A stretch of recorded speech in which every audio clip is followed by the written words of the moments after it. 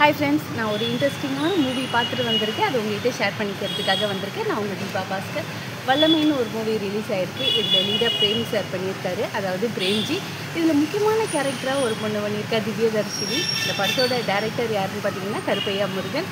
ரொம்ப சூப்பராக அழகாக சோஷியல் மெசேஜோடு சொல்லியிருக்காங்க. அதாவது சென்னைக்கு வந்து புதுசாக சென்னைக்கு பொழப்பு தேடி வந்திருக்க ஒரு அப்பா பிள்ளை, இவங்க 2 பேர் மட்டும்தான்.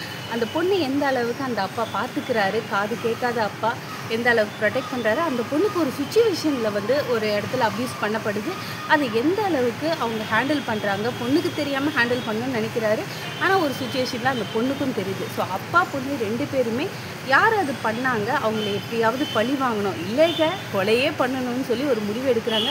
அது யாருக்கும் தெரியாமல் எந்த மாதிரி ஃபேஸ் பண்ணுறாங்க. அந்த தப்பு பண்ணவனுக்கு தண்டனை கிடைச்சிதா, இல்லை இவங்க நினச்ச மாதிரியே அவனை பழி வாங்கினாங்களா, அந்த குழந்தையோட வாழ்க்கை எப்படின்றது ரொம்ப அழகாக தத்ரூபமாக டேரக்டர் எடுத்திருக்காங்க. கண்டிப்பாக டேரக்டருக்கு மட்டும் இல்லைங்க, அந்த டீமுக்கே பெரிய வாழ்த்துக்கள் சொல்லணும்.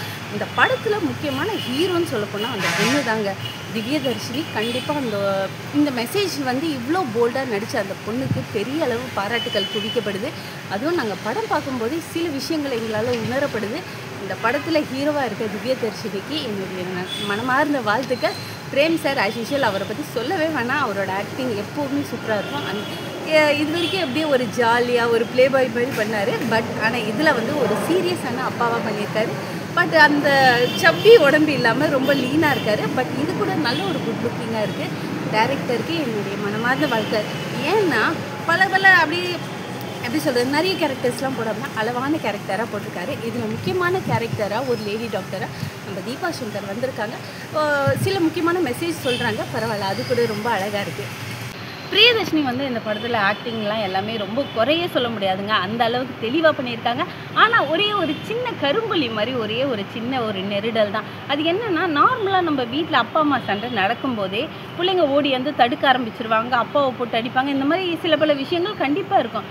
ஆனால் 2 இடத்துல ஃபைட் வந்து சூப்பராக தான் இருந்துச்சு.